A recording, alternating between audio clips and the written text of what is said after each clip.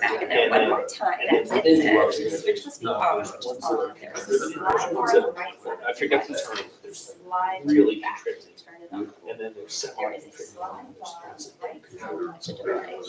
so Yes. that's in the area, but it's not. I'll just say that. And I don't think that gas station exists. Almost something I don't think that's true. And then it's slide to the back, press REC. But that doesn't record. It doesn't do like cancer stuff. This is how much free.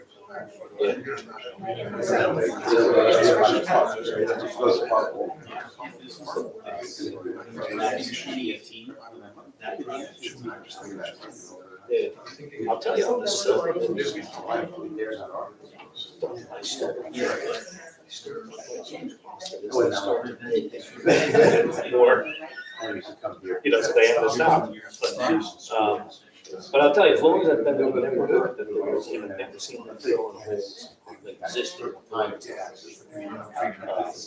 gotta feel the best.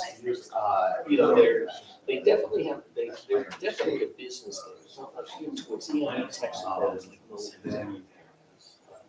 Frank or Michael, have either of you ever done the recording device? I'm just not sure which of the devices is the recording. Neither of you have done it? Okay. I gotta feel Okay. naked. So we don't see an REC or a stop. Okay, that's different. Yeah. This should be, we are, It's, The person who came away from the home yesterday house. right, we're not. before this guy. This is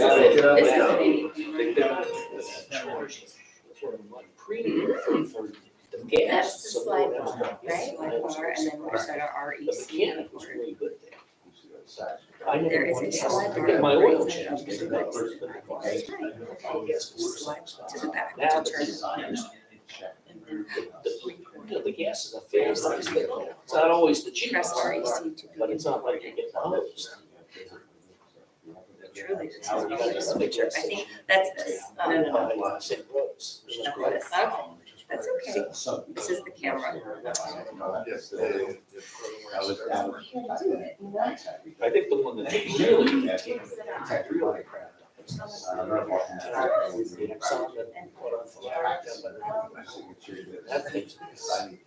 the contamination that, I mean, I got all the DEP records from Texaco station. So, and the stuff that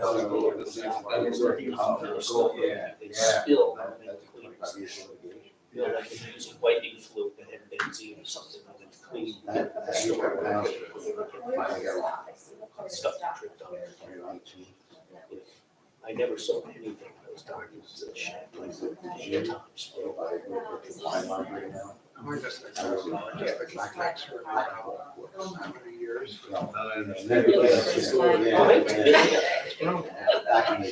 Way to go.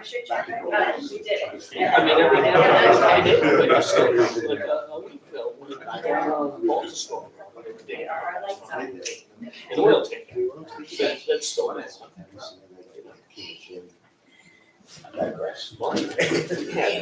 With apologies for being a few moments late, we are going to begin. In accordance with Section 5 of the Open Public Meetings Act, Chapter 231, Public Law 1975, be advised that a notice of this meeting was made by posting on the bulletin board, Town Hall, and mailing to the officially designated newspapers a list of the meeting dates annually, indicating that this meeting would take place at the Town Hall at 7:30 p.m. on Wednesday, April 3rd, 2024. I will do roll call. Allison Canfield. Here. Michael Cohen. Here. Deborah Nevis. Here. Frank Saccomondi. Here. Sujatha Shanmugasandra. Here. Srini Vijay. Here. David Cosgrove. Here. Michael Zion. Gaston Helper. Here. And myself, Beth Zoll, present. Okay, the first order of business tonight is the meeting minutes from January 17th, 2024. Those were distributed. I don't know if anybody had comments or corrections, but I don't see any on the version in front of me. Are there any additional comments or corrections? Okay, looks like everybody was present. wasn't there. Except for you, Srini. You're right. Okay, I will move to approve the minutes from January 17th. Do I have a second? Second. Deborah, okay, just give me a moment. The right place to note that. Apologies. Oh, they're right here. Okay.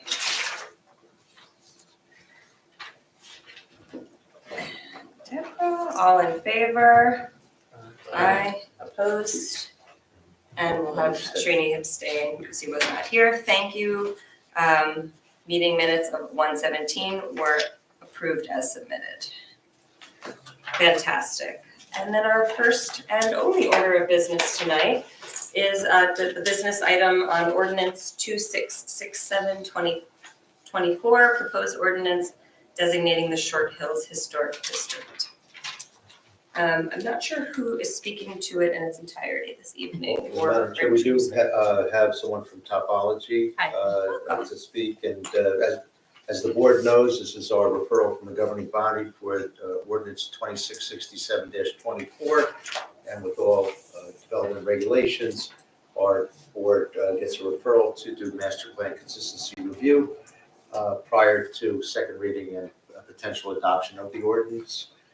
And so the most important person after our chair to speak is our planner. So. Fantastic. Could we invite you to speak at the microphone to just introduce yourself for the benefit of the public watching and the board? And Do I face this way? Or? that would be great. Yeah. Hi, I'm Gold Aspire. I'm here on behalf of Graham, who's actually out on paternity leave. He'll be back later this month. And Golda, just for the record, you're a professional planner licensed in the state of New Jersey? Yes, I am. Okay, and you're with the Topology firm, our township and board planner, correct? Yes. Thank you. And if I really want to be sworn in, I've actually appeared. It might have been the zoning board, but I've been here I before. won't go so far as to voir dire you. Thank you for having me here. Thank you. So what you have before you is, I think, what's probably a routine procedure that this board does, which is a governing body produces an ordinance, and then in between introduction and adoption, it makes its way to the planning board for planning board consistency. It's one of the powers in the municipal land use law that this board has. What's interesting about this ordinance is that it's responding directly to a master plan element that was adopted as recent as last year, your historic preservation element, which was adopted August 16, 2023. And what these master plans do, I think this board knows, they're what I call like a blueprint of your policy, but they sometimes are not regulatory until you make ordinances come to place and make that regulatory. So the policy of the master plan spoke about this district being adopted as a designated historic district that has some HPC oversight. And so what the ordinance that is before you is turning that policy into regulatory enforceable ordinance law. So a memo was produced by our office dated March 25th, 2024. I'm happy to answer any questions. We found that this ordinance is consistent with the master plan, both the 2018 general master plan and then specifically the historic preservation element of 2023. Master plan speaks about recognizing and encouraging the preservation of areas and structures that are of historic interest. And then your housing element, historic element, took it one step further and honed in on this specific area as a designation. So it's a short ordinance, so kind of a short spiel. I'm happy to answer any questions. Thank you. And I know, Allison, I know you didn't prepare this, but as you're the liaison, you as you've mentioned, you wear two hats at times as the chair of the HPC, which had hopefully an instrumental part in the drafting and the coordination on this element. I had one question, and I don't know if you can speak to it. You can speak to Barton Ross is not with us this evening, right? Who did prepare it. And that question was just on the one property that we know, which, is not gonna have historic significance, that's under development. I didn't see it, I know, I saw it was sort of in the checklist as non-contributing listed. Yeah. I'm speaking specifically about the Chatham Woodland, approved development, which would be, I guess, inconsistent with historic character as otherwise described. How is that handled, or is that thought, or why was that property included? I don't know if we have, anybody could respond to that. Sure, I think we both can respond. Okay, Do you want to take? So is the question, is this around the Hobart Avenue? I'm just so at reviewing the this memo. intersection of Chatham and Woodland, Mhm. which is currently kind of some underdeveloped or it's a site that has been approved for a new development, a mixed-use development, which is going to, I guess, be constructed. So I know you're bouncing it to me, but I can certainly answer. you I just may didn't wanna- have a better answer as I'm. Terrific. So again, I think the confusion is that everybody looks at the actual structure itself. And what it is, in a district, we're looking at what that whole area represented. And that was the downtown of Short Hills. So even though that this property, whatever goes on it, will always be non-contributing until it's over 50 years old or becomes 100 years old. But what it does, it allows us, not on this particular project that we've approved in the past, but what it does allow us to do in the future is if that building were to ever, something happened to that building, that, again, it's about the land, the district, what that represents. Certainly anybody else can jump in and, if they feel like being. Yeah, so I can jump in a little bit because, I help work on this.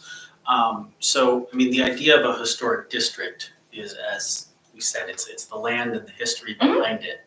And in other historic districts in town, you have both contributing and non-contributing property. And, it's still considered a cohesive district. And if you look, if someone has the element, you can see that, we've got the Arboretum on one side, then you have the Silverman project, and then you have the train station. So it just makes sense for it to be it's a well-defined rectangular district with clear bounds. And, the history of that area is well documented. So that's Yeah, that's I why it's appreciate included. that. I mean, similarly, the parking lot on the east side, which doesn't have any, it doesn't keep it sort of well-defined, and then it did not include the Rackets Club, which in the historic element was actually called out specifically for its Yes. historic character, So the Rackets Club is something that we will look to do separately. So as part of doing this, I actually went to all of the involved property owners, with the exception of Silverman, and got buy-in from them. And, we had various conversations as to, what being historic would mean. They had questions. I think Allison even did a letter as the chair of the HPC to, comfort some of the concerns. And then all of the landowners who were going to be affected agreed to it. The Rackets Club, I spoke to them and they wanted to learn more about it. They want us to come do some presentations with their members and their board, and there was just no reason to hold this up, because that process of getting buy-in from them is going to be a little bit longer. We're going to have to do more of an education campaign. So, the idea is let's go with what we have now, and we will work, independently to get the Rackets Club to get buy-in there. and would the vision for that to be also part of this district, you would create a separate one for that property, or? It's funny because would we add it to the Short Hills Historic District or would we add it to then the actual village? So there is a distinctive, what happens here is people don't realize that particular space, let's not talk about the building again, okay, the Rackets Club really was the first thing that people saw when they rode on the train. They saw this, that's why they moved into the neighborhood. So it has an incredible, history behind it. It was one of the first buildings built. as a community center to the actual neighborhood of all of Short Hills. So again, the land has a lot of history, and we're hoping that we can, talk to the Rackets Club, take a little longer, and then I think at that point, we'd have to evaluate which side that would go on. Because it borders both of them. I'm sorry? It borders both of them. It does. So the Short Hills District runs right up to that. So that would, it's always been one of those head scratchers. Which one do we do? Because it could fall in both. So at this time, it's not included, although it's In on the this. tax map outline. So that was where I was a little confused, like the Appendix A. So it was envisioned maybe to be part of it, but it is not part of it. Yeah, I think originally, and this was put together quite some time ago. So that was probably accidentally left in. Okay. But the boundaries, I think, show that it's possibly not in there. If you look at page, The one in the document, yeah. I was in the just document, the looking at both. proposed boundary description, it's got an outline Yep. that And it- excludes it. And if I can say again, this is where we said, and we made a commitment as HPC that we would educate everyone on the process. And so that's exactly what we're upholding, is that we're letting everybody know and what it means and the benefits of it, so. Question, are the railroad bridges included in this? Yes. So that, again, the railroad itself, and I hope we all know the history of that, but Stuart Hartshorn was the one that, paid for the station, the railroad up to a certain point. And so again, that's all part of it, which absorbs across from the Cora Hartshorn Arboretum, all the walls, the retaining walls. Again, the railroad, by locally designating this, will support us in replacing in kind those beautiful stones. If something were to happen to, they start to deteriorate. So there's a lot of benefits to us locally designating this area. Great. Does anybody else have any questions or comments? Okay. No, it definitely seems that the boundary might have changed a little. There was also, I guess, something south of the Arboretum that appeared to kind of dogleg down, but it's just an even shape now. Okay. So if there's a boundary line that is needing an update, is that what I heard? Yes. The tax map, and then If you look at I the, think you have the older, I think. The Yeah, 19 if you guys have an old if you're version of looking the at that, document. if you're looking at that definitely updated it. diagram where there's that, There was a satellite photo. where it says 19, Yes. that's part of the Arboretum. The Arboretum there is not even, it has that. Yeah, see. Okay, I guess I was But looking at that's- 2 pages later Gotcha, where yeah. it has it just looks very flat, but maybe that's just, it's cut off, I suppose. The Arboretum has that Let's little see. chunk that jumps Mhm. out. So that's all about block and lot. Ms. Canfield, but it's consistent on the map that's attached to the ordinance?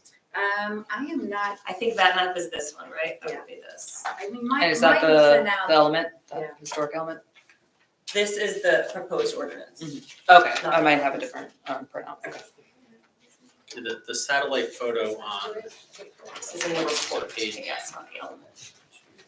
Here's the one on page Yeah. 5 This is the one, that's the same one. has the boundary.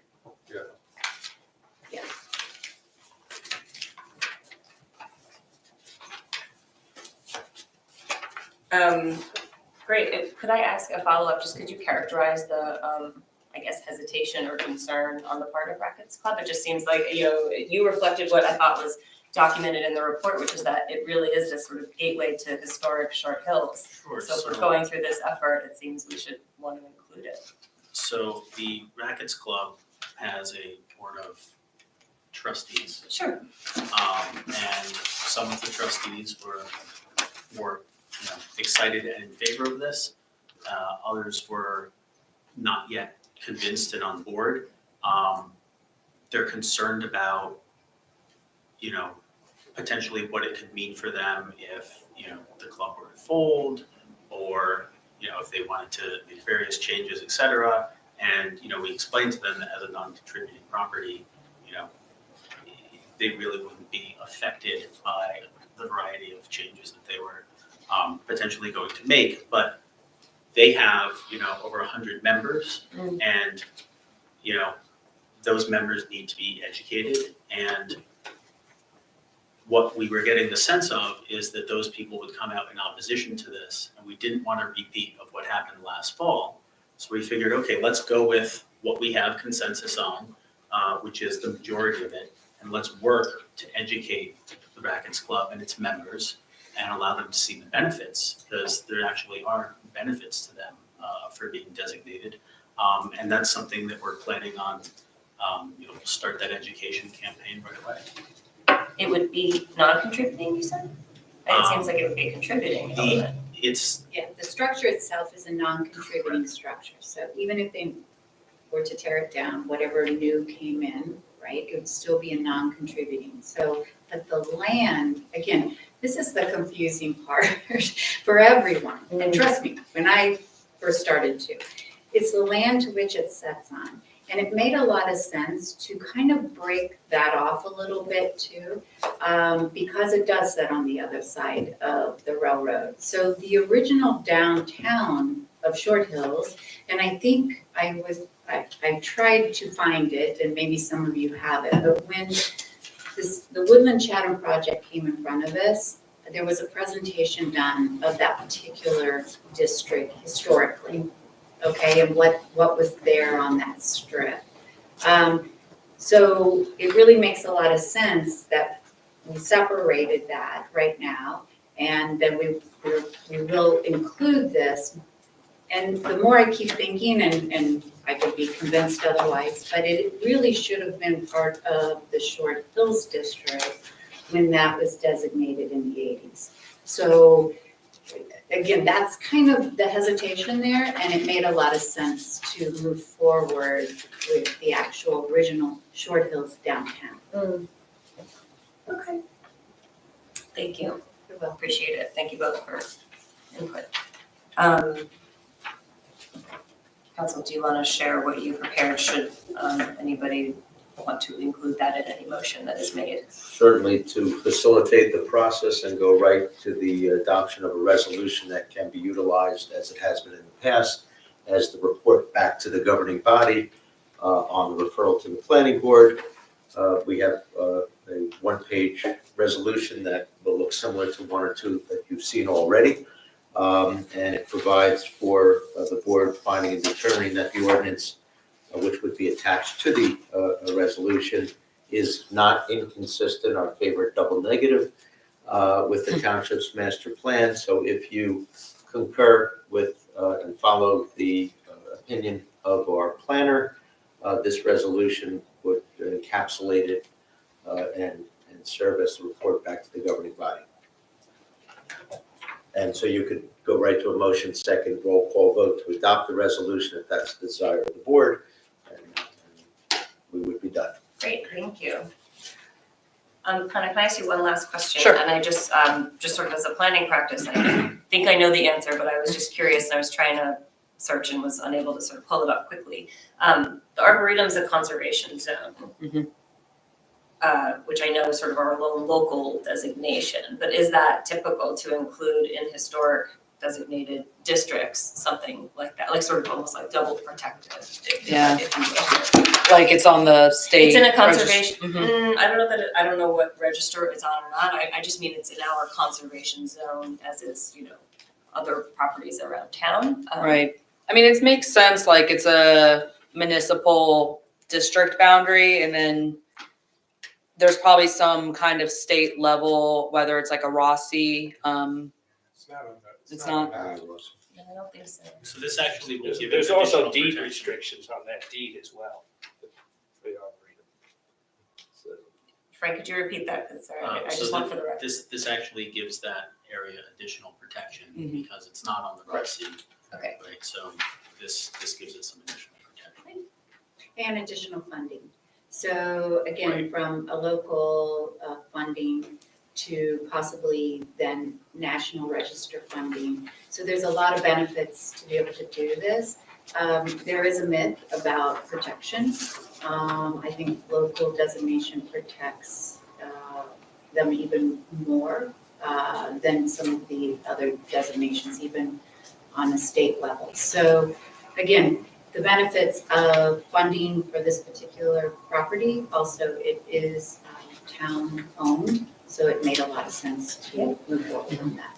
And even, and David brought up the deed restriction, but when we were meeting with them, I sit on that board as well, they aren't even convinced that the deed restriction would hold up in court. Because it was from 1959 and, given it's so old, they were concerned about, and I'm not a lawyer here, the law of perpetuities. And so that's what they said, what one of the lawyers on the board said. So we met with them, and while it is town-owned land, the Board of Trustees was of the Arboretum was in favor of this designation. Thanks. Thank you. And y'all answered it for me. I was going to say if it should have been on the roster, one of these things, it's probably subject to a different type of regulation, which I think you guys made the point on my behalf. So thank you. Thank you. And just, so this is the Short Hills Historic District versus Up the Hill, which is the old Short Hills And this is District. the Short Hills Village. Village District. Historic Oh, District. because that's not in. Yeah, and I don't know why That's you not put on that, the- So it's The not nomination listed Did you- for- yeah, and we will add Short Hills Village District. Thank you, because it was confusing. And bear with me, I just want to make sure that the report, it says village. ordinance. Is the ordinance read correctly? Just want to Yeah. double, Short Hills Village area as an historic district, but that's the resolution. I'm losing the line. Just, yeah. Short Hills Village Historic District, yep. Okay, thank you. Yep. And we will repeat that throughout the resolution. You still can vote on it, and a revised copy will be sent tomorrow morning. Short Hills Village Yeah, we Historic District, yeah. Okay, thanks. We'll make that consistent throughout. There's one or two other places where it pops up. Okay, does anybody want to take an action on this? I will. I move that the resolution 2667-24 designating the Short Hills Village Historic District as a historic district is not inconsistent with the township's master plan. Great, and for the record, ordinance. Ordinance- Yeah, you said resolution, but Oh, I think sorry, you I meant. said ordinance. I know, I didn't know what it's it okay. was. Just- All right. we know what you meant, but. Sorry. No, that's okay. Okay, nominated by Michael, thank you, and do we have a second on that? Second. Who fought for it, who won? Okay, how do I indicate who nominated? Never worked her form. I would put an M and a 2. Okay, thank you for bearing with me. Okay, great. Okay, I will do our roll call vote. So this is not inconsistent with the master plan. And then it's adopting the resolution as revised. Adopting revised Reflecting. resolution. Okay. Allison Canfield. Yes. Michael Cohen. Yes. Deborah Nevis. Yes. Frank Sacramento. Yes. Sujatha Shan. Yes. Srini Vijay. Yes. David Cosgrove. Yes. Gaston Hupper. Yes. Myself, Beth Zoll, yes. That's yes for the ordinance finding consistency with the master plan, as well as the resolution, which will be amended to reflect the title of Short Hills Village Historic District. Thank you. I will take notes after. Fantastic. We have no other items of business on our agenda this evening. Does anybody move to adjourn? So moved. Thank you, Frank. I will second. All in favor? Aye. Aye. Opposed? Okay, meeting adjourned at 8:05. Please bear with me until I stop our recording. Thank you. I'd like to reference the body rule against perpetuity. You see what body?